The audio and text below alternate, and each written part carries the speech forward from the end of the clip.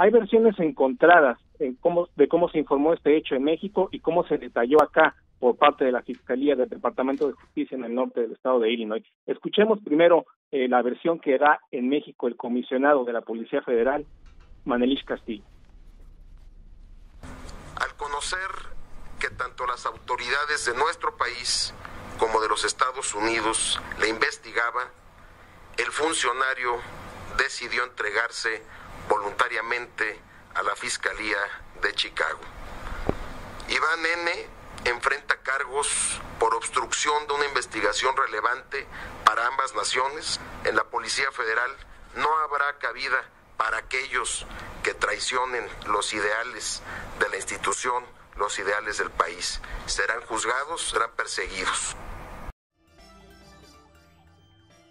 Sin duda, Carmen, lo que no dijo Castilla ayer en México es que se trataba, y sin dar el nombre completo, de Iván Reyes Arzate, de 45 años de edad. Él está acusado, como lo menciona, de obstruir investigaciones, pero también hay que mencionar el papel importante que él jugaba. Él era comandante de una unidad de investigación especializada de la Policía Federal, es decir, él compartía información entre la DEA y la Policía Federal para investigar a los cárteles del narcotráfico, que no es cosa menor. Él ingresó a la Policía Federal en el 2001, recibió un entrenamiento durante una semana en una escuela de la DEA en Virginia y renunció en noviembre a la Policía Federal. Esa es la versión que se da en México, que renunció. Hay otra versión que detalla hoy la Fiscalía estadounidense, que no es que haya renunciado. La versión que aquí se maneja es que es el mismo Manelich Castilla quien le solicita la licencia al entonces director general Iván Reyes Arzate. Estamos hablando que este hombre tenía en su poder toda la logística de la DEA y la información estratégica de la Policía Federal, las proporcionaba a manos del beneficio de un cártel de los Beltrán Leiva, para el cual trabajaba desde 2008 y a quien proporcionaba información de informantes de la DEA, un informante en específico, el cual después fue secuestrado, torturado y asesinado. Arzate renuncia el año pasado a la Policía Federal, pero sigue siendo investigado, y es a través de una detección de una llamada telefónica donde descubren que él filtra información a los cárteles del narcotráfico. Arzate ha aceptado que se ha reunido con integrantes de líderes del narcotráfico, pero ha negado que les ha pasado información. Se encuentra actualmente bajo custodia y será el próximo 13 de abril donde hay fecha de corte, y obviamente será investigado porque este hombre manejaba muchísima información y pasaba algunos datos a cárteles de narcotráfico para que estos evitaran ser capturados por las autoridades en Estados Unidos o en México. Estamos hablando de la figura de Iván Arzate como alguien que trabajaba prácticamente para tres bandos. Trabajaba por una parte para la Policía Mexicana en conjunto con la DEA, pero también trabajaba para cárteles de narcotráfico y específicamente para Arturo Beltrán Leiva. Pues desde luego tienes toda la razón. Aquí se dio casi como de trámite, como una información relativamente menor, no se le dio el alcance que tú estás imprimiendo esta información, porque efectivamente ni siquiera se dio el nombre en la comunicación oficial que se da por parte de la Policía Federal a través de Manelich Castilla. Pues sí, es Iván N., como si fuera un policía que, dice aquí, obstruyó las labores de inteligencia entre México y Estados Unidos, pero lo que tú narras es algo más que una obstrucción. Así es, Carmen. La denuncia penal de 42 páginas sin sellar, que ya está aquí en Chicago, detalla que él usaba alias como el Jefe, Reyes o la Reina, y a través de estos alias se podía comunicar telefónicamente con algunos integrantes de cárteles del narcotráfico, y obviamente se le siguió la pista, pero hay varias preguntas que se hace aquí la Fiscalía, y la primera es que se detalle o que se haga explícito cuál fue la situación contractual de Arzate, si realmente se le despidió o se le pidió licencia por parte del comisionado de la Policía Federal, Castilla, ya que pues la lectura podría ser que hizo para protegerlo o para encubrirlo. Manelich Castilla tendrá que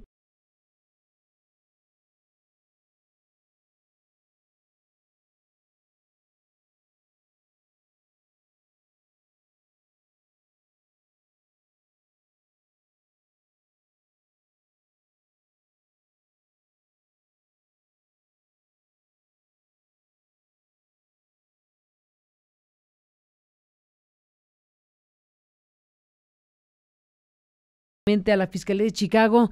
¿Cómo es que se dio el proceso de la entrega entonces, Omar? Él se entrega de manera voluntaria en el Distrito Norte de la Corte Norte de Illinois, que pertenece al Departamento de Justicia, Carmen, y esto se da porque obviamente él afirma sentirse ya seguido, obviamente sabía que estaba bajo espionaje telefónico, y varios informantes, de acuerdo al boletín de la Corte de Illinois, detallan que algunos han dicho que Reyes se le pagaron al menos $3 millones por parte del cártel de los Beltrán por traición, es decir, por dar datos de un informante de la DEA, y esa es la razón por la cual es despedido en noviembre.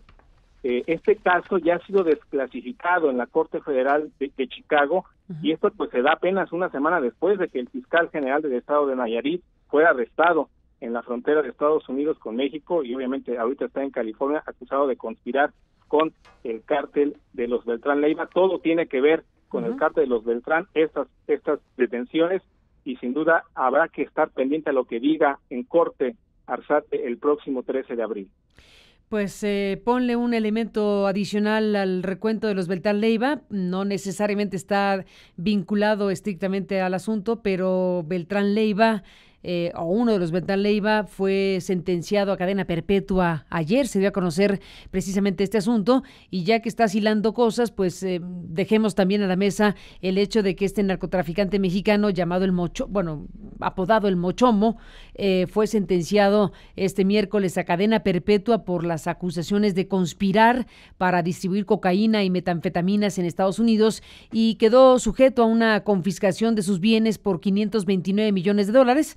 En una audiencia ante la Corte Federal del Distrito de Columbia, Beltrán Leiva escuchó su sentencia, pues dice la crónica, sin inmutarse, luego de haber pedido misericordia.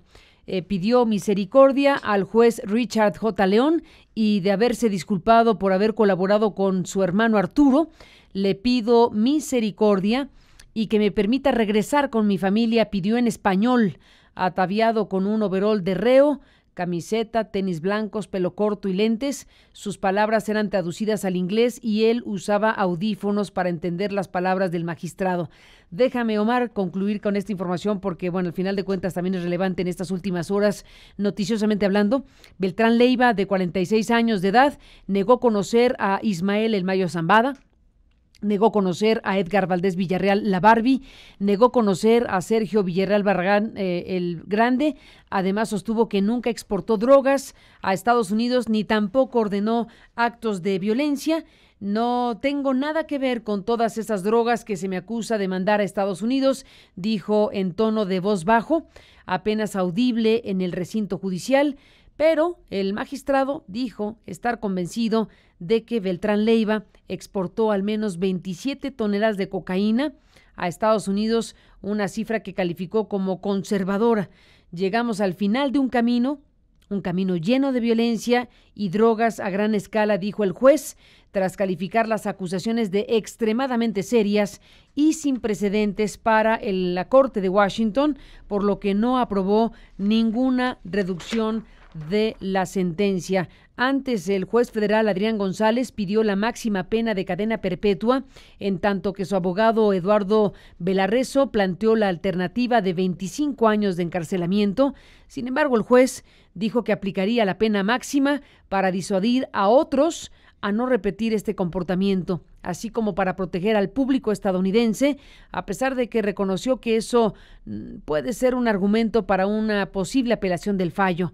Al final de la audiencia, el abogado del Mochomo dijo que apelará la sentencia de inmediato y calificó como ridículo el monto de dinero sujeto a confiscación.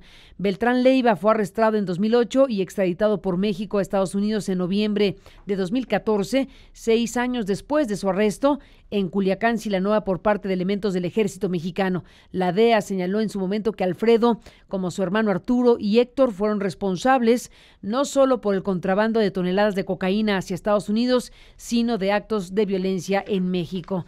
Así que, Omar Pérez, colega periodista allá en Chicago, esta es una información relevante sobre este cártel de los Beltrán Leiva, que tiene en uno de sus hermanos pues este proceso judicial que lo ha llevado a la cadena perpetua, que será impugnado, como se puede apreciar, por parte de sus abogados, pero bueno, pues no hubo misericordia que valiera pedida por este personaje de los Beltrán Leiva. Lo traigo a colación por obligadas razones, Omar, porque el informe que nos estás dando esta mañana habla de cómo un policía federal de nombre Iván para las autoridades mexicanas, pero de nombre Iván Arzate, para la información clara que estás dando esta mañana, pues estuvo involucrado precisamente con este grupo delincuencial del narcotráfico, y cómo este policía o ex policía federal, sujeto a investigación, se entregó a los Estados Unidos. Y pues la gran pregunta, ¿qué tipo de información y de conexiones tuvo y tiene este personaje del que nos has hablado esta mañana relacionado con este cártel de los Beltrán Leiva? Así es, Carmen. A esto último que nos añades, habría que mencionar que el Departamento de Justicia describe a Iván Reyes Arzate como el principal punto de contacto para que la información sea compartida entre la Policía de los Estados Unidos y la Policía Federal Mexicana. Hay que recordar que él era parte de estas unidades de investigación que fueron creadas a partir de 1990 con la intención de formar grupos más seguros con los que Estados Unidos pudiera sentirse cómodos para compartir información de inteligencia. Es decir, no era un policía cualquiera, era un hombre muy bien entrenado, y obviamente esto pone un poco más de tensión a las relaciones México-Estados Unidos, sobre todo en el tema de la lucha con el narcotráfico, ya que si personajes como estos pues son cooptados por el crimen organizado, pues el nivel de confianza entre ambas instancias pues puede ser muy cuestionado, Carmen. Sin la menor duda, y más que pertinente tu mención del fiscal de Nayarit, porque en pocos días tenemos a un fiscal en funciones detenido en Estados Unidos, y en este mismo contexto tenemos a un policía federal que se entrega voluntariamente en Estados Unidos y que, tal como lo dices, no era un policía cualquiera. Omar Pérez, colega periodista en Chicago, Estados Unidos, te aprecio enormemente que estés aquí y que nos compartas esta información para esta transmisión en vivo. Gracias, Omar, te mando un abrazo y estamos en contacto.